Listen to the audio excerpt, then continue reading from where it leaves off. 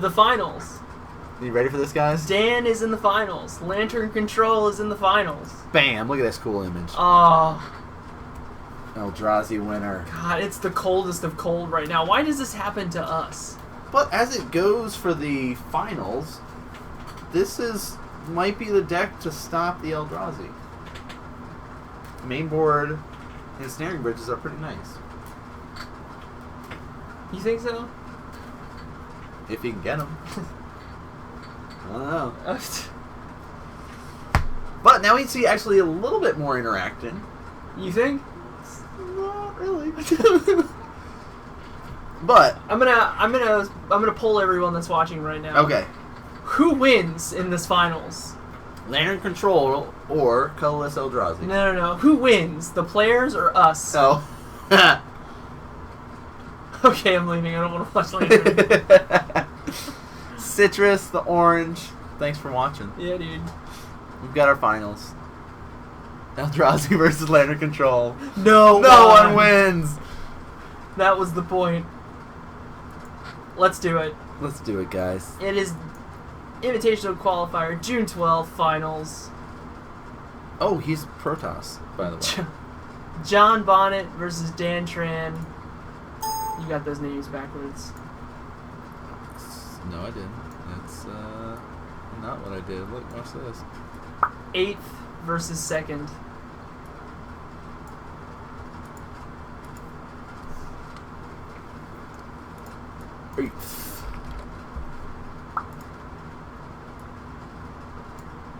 No, I didn't. Versus 2nd. Lantern Control was ranked 2 going into this? Mm-hmm. Wow.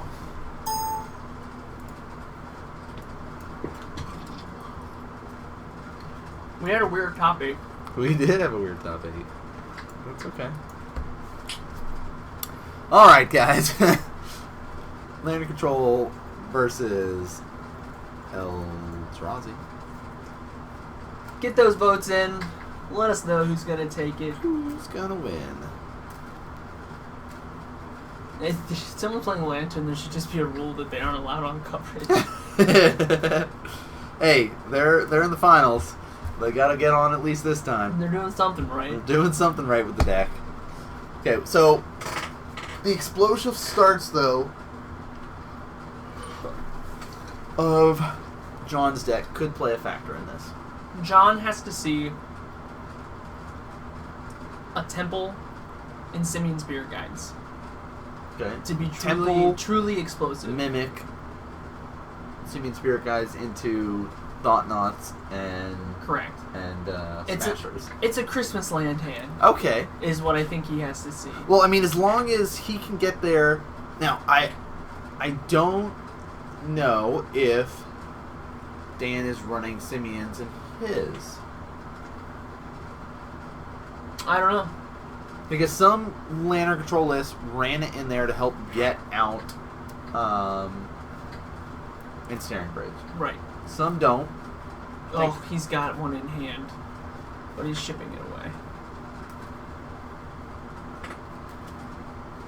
No, there was an Ensnaring Bridge and he shipped it? Yeah, he shipped it. He probably didn't have any mana. Yeah. That happens. Not what you want to see, but it happens from time to time. So, John, like, really climbing his way up here for the top 8. Yeah. We've seen him on camera earlier. It's been playing very well. Dan rocking out the Lantern Control. Rank 2 going into it. Has continued to climb his way up through the entire tournament, up in a kind of winning position for pretty much the entire thing. So, Eldrazi winner, it's come and gone, but now we have an Eldrazi deck in the finals here. It could be... Are they considered the good guys now because they're facing Lantern Control? I don't know. It's really tough. I don't... Why would you ask me that question? But what are your... I'd rather see your deck in the finals. So you're saying it's really tough. It is tough. Yeah. Because the consensus is, especially on this stream, is that no one wants to see Lantern control. They're probably okay with Eldrazi. Probably. John having to go to 5. That's a tough start. It's the finals, though. It is. You got a mulligan. You have to get the right configuration of cards. Yeah. Dan, I think, is probably going to sit at 6. Yeah, I think you can mulligan decently with that kind of deck, but I don't know. He's still like kind of looks like it was him and on for a sec, but felt fine with it. It's also your opponent starting to mulligan down a lot more, so you might be like, all right, you know what? We'll be all right with it. We could probably make it work. Right. I got lands. I got spells. Yeah, I can do things and stuff.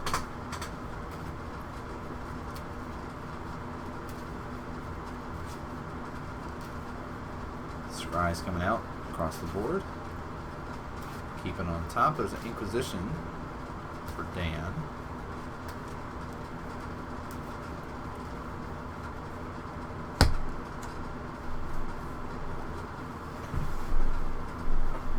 I'm going to lose. Codex Shredder. Nope. Oh, okay. Artifact. I was thinking he was going to try an Inquisition. But right. Decided to not. Mine pass. Now, Inquisition becomes a lot less valuable if you think your opponent's on Tron. True. Ghoul Caller's Bell into Inquisition of Kozilek. But he'll opt for it just to kind of get confirmation on things and says, ooh, hey, okay. Oblivion Stone seems good. Yeah. Gonna opt for that. Now, with the land, he's not that worried about it right now, but it can easily turn the tide of things if we see like a Tron piece or a map or something on top, and you know things can really start accelerating out. So he'll go for that. Codex Shredder and Ghoul Caller's Bell. So 2 mill effects are available right now, but no Lantern. So we can't start cycling. But there's Bridge. There's Ensnaring Bridge. And John is, yeah. Urborg comes out. Hey, we all have swamps, guys. Cards in hand 1? Okay, great. Reality Smasher. That's Matter Reshaper. Oh, yeah, not Reality Smasher. Ancient Stirrings. Look at all those lands. Look at the top 5. Here's another bridge. Great. I'll play this land and play this bridge. I've got no cards in hand and 2 bridges. Perfect. Okay. Oh, that's another mill effect, but it exiles. Is that the Pixis of Pandemonium? Yes. If that's what it's called. It's Pixis of something. It's a... Pandemonium could be just what I hear in my head because of Final Fantasy IX, but... Could be. It's just there. Yeah, no, it's just exile. Both players exile top card of their library. And you could pay like 7 or something and do something with all those exiled cards. There's a Thought-Knot Seer, but you didn't have a hand, so... Oh. Inquisition of Kozilek comes down. Strips a Dismember, I think? Well, that's what it looks like. Now there's Tron. Hey, it's assembled. 7 mana. Karn. Just kidding. Ooh. Ooh, Conduit of Ruin. Okay. That matters. Yes, it does. Because now he can retrieve his best friend. Did he... Didn't pick something yet. I think he's just like wanting to randomize his deck a little bit more.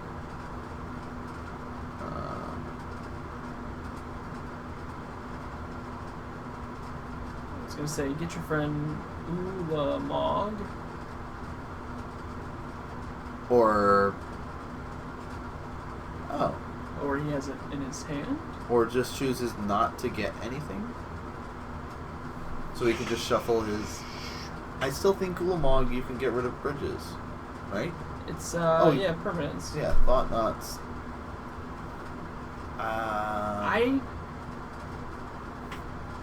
Someone help us out. What? Mill your top 2, please.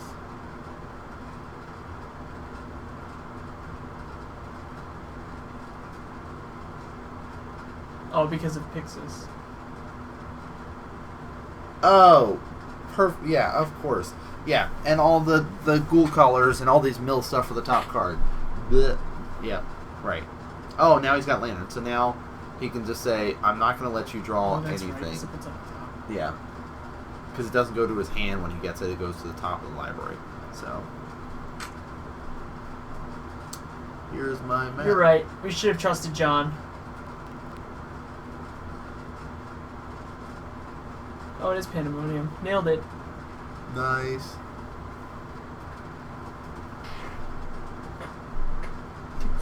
Pandemonium.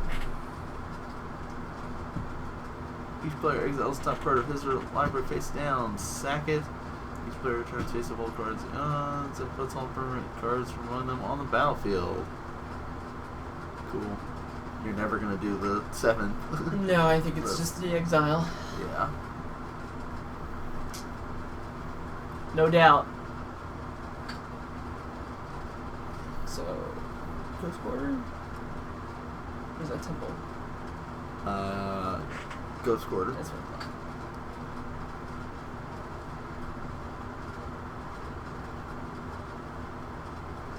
That's a Temple. I think the glare has gone down because it's gotten Oh, because the sun's gone later down? in the day. I think these are just less shiny cards. It could be it too. People aren't playing with their foils now. Right. Codex. Alright, so at this point, Blue color. game 1 is pretty much on lock for Dan. Anything that comes up to the top now, he has enough mill effects to be able to cycle them away. To give them away. So game 1 is, unless for some reason, Well, he hasn't gotten rid of that Ghost Quarter yet, correct? right. I mean, it's still Dan's, but John could Ghost Quarter his own land Well, so that would allow him to to search, shuffle away. but he could still say in response, still mill, because he's got like 4 mill effects right now. Oh, that's a good point. So, because that's one of the that's one of the ways people can get around it is by fetching or trying to search, but you have to keep in mind that you're going to have like 2 sack or 3 sacks, basically more than they have. Yep, let's go ahead and get rid of me. Cool. Now I'll draw. Go ahead and get rid of yours. Hey, There he it's is. a good thing we started with him on top of your turn. Oh, there's Tutor, so he can find what he needs. That's another thing people have added in Yep. there because of the Hellbent. Right. You're going to want to have no cards in your hand. He is not going to play the Ancient because he can't get the Hellbent activated for it. I wonder if John has ever faced the Lantern Control deck before. That's a really good question. Because he's trying... It looks like he's just trying to see what else is in his deck, maybe? That could be it. Yeah.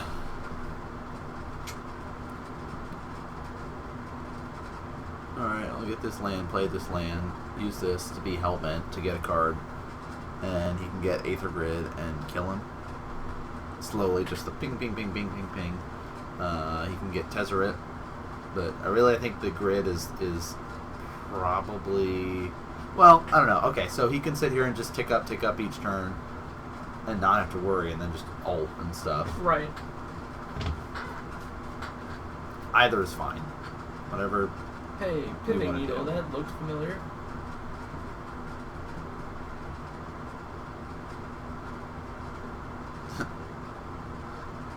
John saying, look, when those ensnaring bridges go away, you're real dead. Like, not even a little bit, a lot of bit. A lot of it dead. That's both mill. Let's both mill. Oh, I'm gonna mill. I don't want to spell skate. Let's see. 1, 2, 3, 4, 5, 6 mana. Tezzeret for 4. Spell skate for 2. What is it? Card. Tezzeret. Agent of Bolus. Something like that. There we go. Tezzeret, Agent of Bolus. So starts at 3 loyalty, and you +1. Look at the top 5 cards of your library. You can reveal an artifact card from among them and put that into your hand. Put the rest on the bottom of your library in any order. -1, target artifact becomes a 5/5. That's not going to matter. -4, target player loses X life, and you gain X life, where X is twice the number of artifacts you control, and he's got a lot of artifacts out. So basically, he's just getting up to that so he can be able to, yeah, they're counting up. Yep. Boom, boom, boom, boom. Do you have 10 artifacts? And, oh, hey, I have this Mox. See? 1, 2, 3, 4, 5, 6, 7, 8, 9, 10. That would be 20.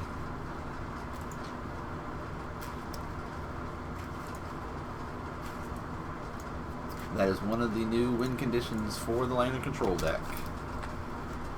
Because it needed more. I was going to say, did it need more? Probably. Alright, Pithing Needles are coming in, Ratchet Bombs are coming in.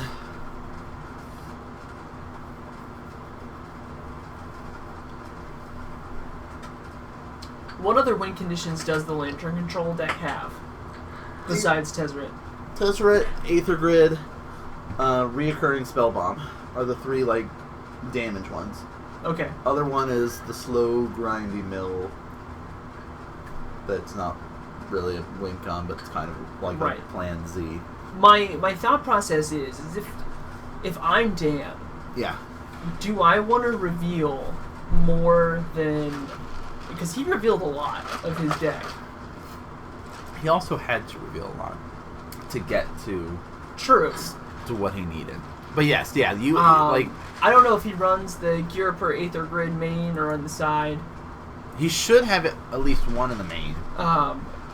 I feel like keeping Tezzeret back, keeping it, trying to win a different way instead of the Tezzeret, because he had the tutor. Yeah, he had the tutor, so he could have gotten grid and just said, okay, it takes me like 2 extra turns to do this, but I'm going to kill you. Because chances are, John's a very tight player.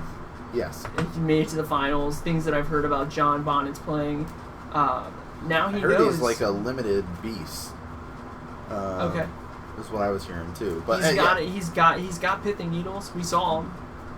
Dan doesn't know that, but now John knows. Hey, I need to put in these Pithing Needles to target all your activated abilities. Yeah. With the mills. And we did see Ratchet Bombs coming in because you want ways to just blow up all those pesky artifacts. Right.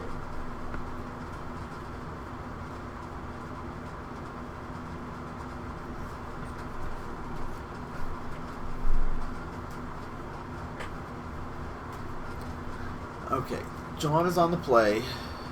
Again, he's got to hope he can get out there before any of those bridges come online. Because once the bridges were up, there was nothing that John could do.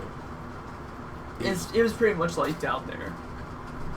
Yeah, there was 2 too at that point. So he's like, all right, if you somehow kill one, I got a second. Right. Like if you get Ulamog somehow because I'm sleeping on my job, then sure, you got it. But I feel like Ulamog in this matchup has to be in your opening hand. Yeah. Or you've disrupted them enough. Early enough. You draw into it early enough before they can start getting rid of your draws. Right. But like at that point, once Dan had everything he needed online and had so many disruptions to John's play, he just couldn't do anything. All right, but game 2, I'm sure. Oh, how's our straw poll looking? Do we have like all 4 Eldrazi just because they want Eldrazi to win, or is it like people are wanting or thinking that Lantern's going to win. 1 vote for Eldrazi. Guys, where are the votes? Are you just like, no, I don't want to vote. Because if I vote for the ones I think is gonna win, and it's actually Lantern, I'm just gonna be mad because it's Lantern. So I'm just not voting.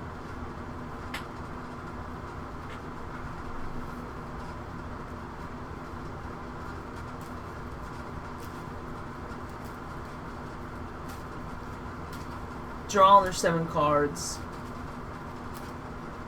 John hoping for some sort of early action. Couple Tron lands. Ooh, a Chalice. And Oblivion Stone. Snap Keep. Yeah. Because you can sit there and say, okay,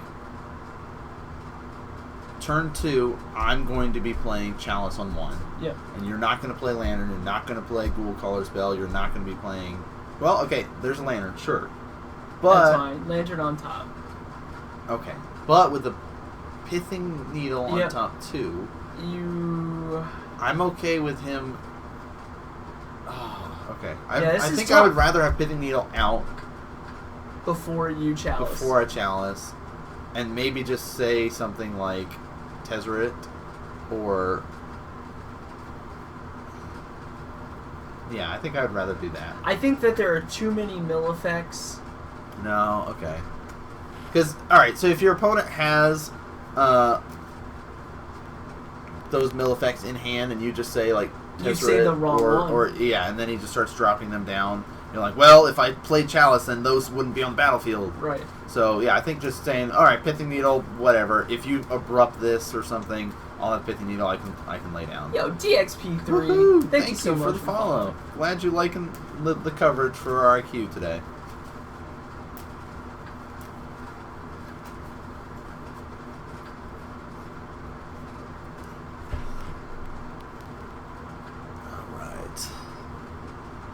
Ghost Quarter. Okay.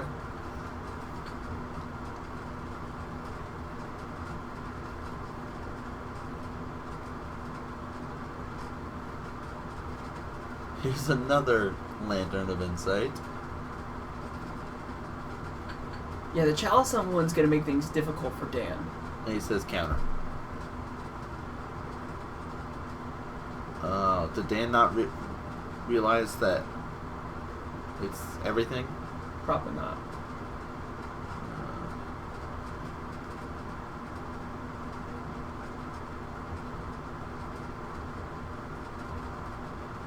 Wait, what?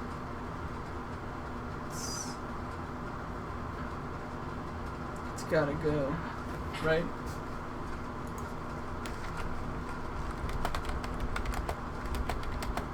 The Chalice of... yeah. Okay.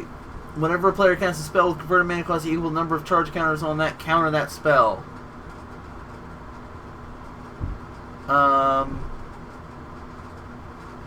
What? Okay. They were pointing it and they were discussing it.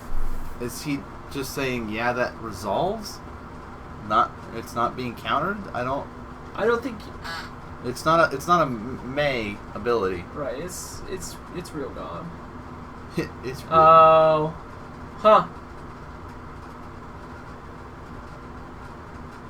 Well, Ancient Stirrings won't work either. Okay. Yeah, so he's missed trigger. Thank you. Okay. Okay. All right. Yeah, John Bonnet in chat. What's going on, dude? All right. That makes a lot of sense. Cool. Right, but now he's trying to Ancient, and then he could just say no, countering it. Right.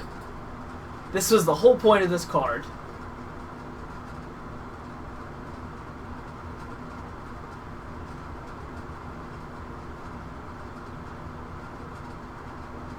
So I'm gonna swing 7. Ooh, 13, because the beats is where you want to be. Dropping down to 13. Thought Knot's coming down.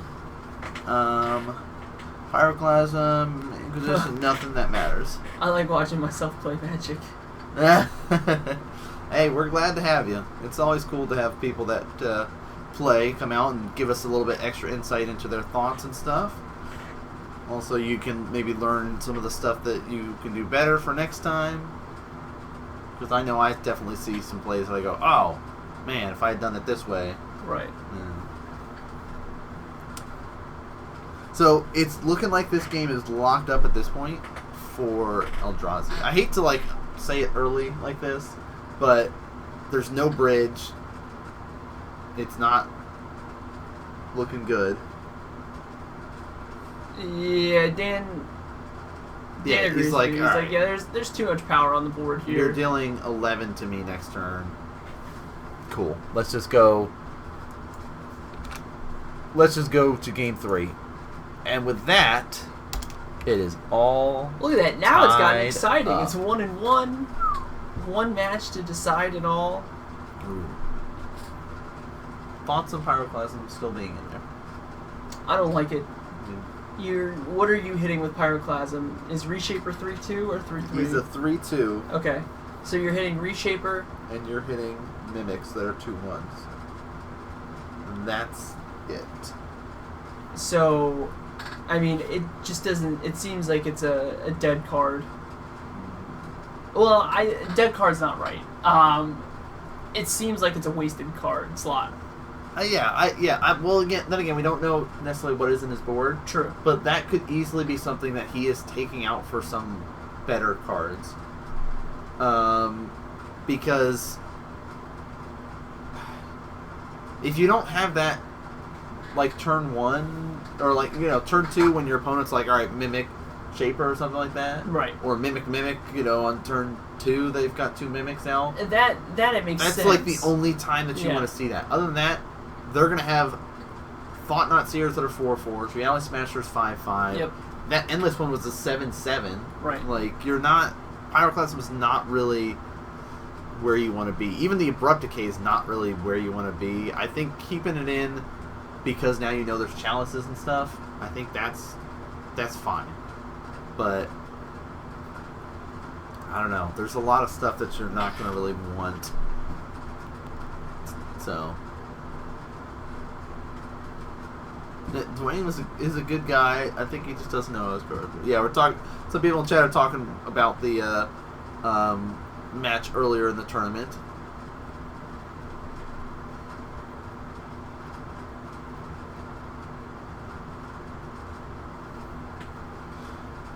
Okay, what are you thinking? What sort of stuff do we need to see from either player if they want to win? If John wants to win, he needs to see an explosive start again. So kind of because that one wasn't as explosive. No, but what it showed you was the power of Chalice of the Void. Okay. And I so you'd rather want an explosion over the Chalice style, or do you think either is fine? Actually, for him? in this matchup, it could be that the Attrition War putting out the Chalice. What Dan showed us here is that Chalice of the Void is much better against his deck than I thought. Yeah. Because I thought there could be a point where he may have just scooped to... Oh, he's got an Ensnaring Bridge in hand. Scooped to the Chalice. But I'm happy that he kind of stuck it out just to see if there was anything that he could do. Right. I mean, he does have Abrupt Decays. True. That'll get rid of the Chalice of the Void. It will. On Dan's side, we need to see an Ensnaring Bridge. Okay. We need to see, even Simian Spear guides into dropping these pieces for the Lantern control aspect of the deck. Lantern Insight. So getting a Codex Shredder and a Lantern on turn 1 would be pretty nice for him. Okay, so just getting... He needs a setup kind of like game 1 where he can get those bridges online so he can build up his board. Yep. Whew. Tied up 1-1. Anybody's game going into it. John has to mulligan, which we've seen this deck have to mulligan a lot, it seems. And it's normally to 5. But I think it's because of the land base. You want to be able to get to the stuff that you need. You can't sit there and be like, well, I've got 2 Tron pieces and no map and no temple. I guess I'll keep this.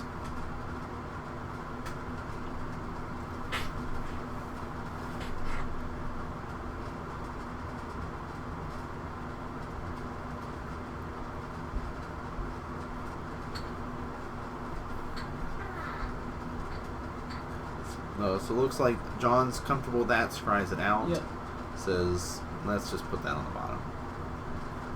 Black Cliffs Inquisition. into Inquisition of Kozilek. Oh, there's a temple. Ratchet Bomb is going to be what's stripped out here.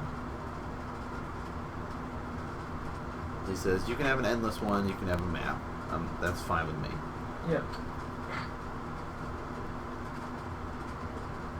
Says, oh, I'm getting rid of the map? You said map, right? That's what you want me to get rid of. Endless one. Endless one's what you want me to get rid of. I'm fine with that. I'll get rid of the endless one. You keep this Ratchet Bomb and blow up all your stuff. Pithing Needle. Spellskite, Ensnaring Bridge, and Dan's Hand. I guess he really is rethinking it. Ooh, there's a memory jar? No, what's that jar that regenerates artifacts? Welding jar. Welding jar. So he does end up taking out the endless one because with that sort of hand, he's like, all right, you don't have any real threats other than that. If I can strip your threat, and you just have to kind of slowly build up, that works well for me because you don't have a chalice or anything. So map comes down. Okay, so Lantern Insight is the draw. And he's got a Pithing Needle, so he can say Ratchet Bomb, and you can't activate it. True, it's probably what his thinking was. Okay, so Thoughtseize, going to 18.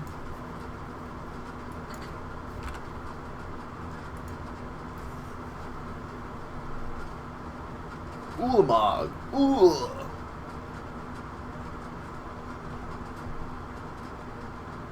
No, I still think get rid of the Ulamog here. And he's relying on the power of Ensnaring Bridge. True, but the if triggers, it's cast, that trigger is going to get rid of it. Oh, I still think because the Ratchet Bomb you can interact with the Pithing Needle here. Right. And Tower. Thought Not Seer was the draw for John. Okay, so he'll pass over, crack the map on the end step. Spellskite comes down. It's fine. Alright. Does he go for the Tron build here, or does he get like another temple?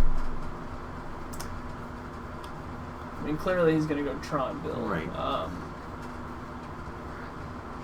I'm trying to think, what do I... If he hasn't taken the Ulamog, does John think that Ensnaring Bridge is a card in his hand? Probably. Because here's Thought Not Seer, and no more bridge. Yep. That's lights. Rip the bridge out. Yeah. And then he's left with a Pithing, a Lantern, and a Welding Jar, which is not right. Cool. You can have those. Right. That's fine. Abrupt Decay was the draw, but not having the green mana to cast it. Hey, let's all look at the top card of our library, please. Simian Spirit Guide. 1, 2, 3, 4, 5. That's a Ghost Quarter in his hand? Ghost Quarter in hand.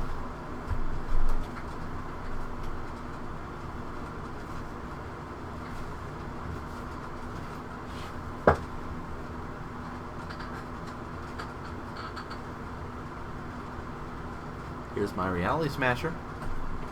Smashing for 5.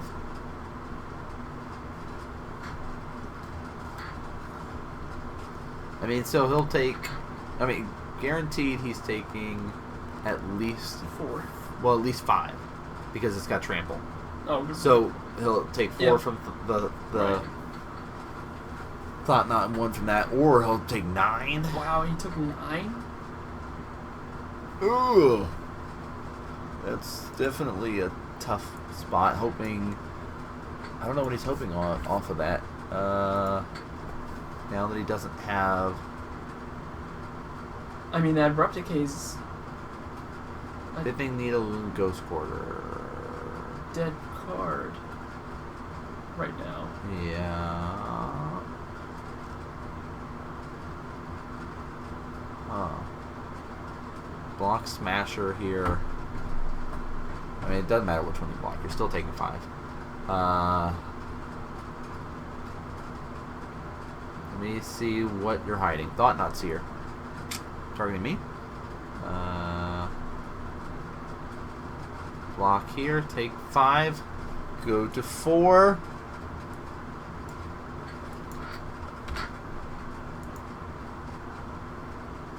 Lantern sack, so he can hope that he can rip a bridge off the top. I mean, that's all he can hope for at this point, is a bridge. Right? That's the only thing. The only answer that he has Knocks the table. are the cards. Lantern. And that is it, guys. Oh! Eldrazi It was the next Summer. card. Or was it the next card? Did he... I don't know if we saw. I wasn't paying enough attention. Wow. Wow. Do we have is there a final one? Yeah. Oh, look at you. Ta-da! So jump on it. The winner takes... Oh, nice. Well played. I was ready. Well played. Well Go played. happy he is. He is just happy to be playing Magic. I mean, he came in at the 8th seed. He did. Like that was pretty huge. Yeah. Eminem was joking. He was playing the store credit Eldrazi because he traded in a bunch of stuff to get the deck ready, and it paid off. It absolutely did. Like that was good. Congratulations to Mr. Bonnet on his victory. Yes. June 12th. Awesome to see. Yeah. He got that invite to one invitational within the next 3, I believe. Okay. It's set up for. You get to choose which one. There's one in New Jersey though. Okay. And that's relatively close to our area, more or less. Yeah. You know, within 6 hours driving distance for a lot of people in this sort of Northern Virginia area. So John's saying he did not have to play any Tron decks. Lucky him. Which is good. Got to play a good variety of decks and got in at the 8th seed there, beating up on some Nahiri control throughout the tournament. Mm-hmm. So he placed very well and well-deserved victory there. I mean, that especially against a deck like Lantern Control that has main board cards that are designed to shut your deck down. Absolutely. And game 1 we did see that. Yeah. Where it's like, all right, here's the bridge. I've got all the stuff. You're not drawing anything. Okay, so I'll be going to Atlanta or the first one of 2017. Sick. Awesome. Super That's exciting. stuff we like to hear. Yeah. So we'll have to catch up with John after he goes to Invitational and he can let us know how he did at it. So really exciting to see such a great turnout for the event. We had 42 players. 42 players total, which was pretty big for our shop. Yes. In terms of constructed REL play, I think. Yeah. So, well, yeah. Your sealed events we normally have around that number, but... Mm-hmm. Yeah, but like pre-releases are huge at our shop because a lot of the casual players or a lot of the drafters or standard players, like they'll all come out for it. Yeah. And then like a lot of the modern players and legacy players just come to just play pre-releases. So it's got like everybody at those, but like actual constructed tournament, it was one of our biggest ones that we've had to date. So that was really cool. 42 players at that one. Our next one, September 18th. So mark that on your calendars, guys, to be able to come on out. We'll keep promoting it and talking about it. I mean, it's a couple months away, but just get the word out there so you can make plans ahead of time. Yeah. That's, good stuff there. As always, big thank you to everybody that's tuned in to watch today. because we started early, 8 a.m., so we could try to, knock it out a little bit earlier in the day, so you can have the rest of the day to do whatever you want. Watch the actual SCG tournaments going on today, because they've got that going on. We've got our 10th round or 10th week for our own IQ. In a way, it's like Players an IQ. Invitational. Our player invitational that we've got set up on Monday. So if you guys like the coverage that we've done for this event, please hit the follow button here on twitch.tv/TheRealNanMan. So you know when we go live for other stuff, help show your support for the stream.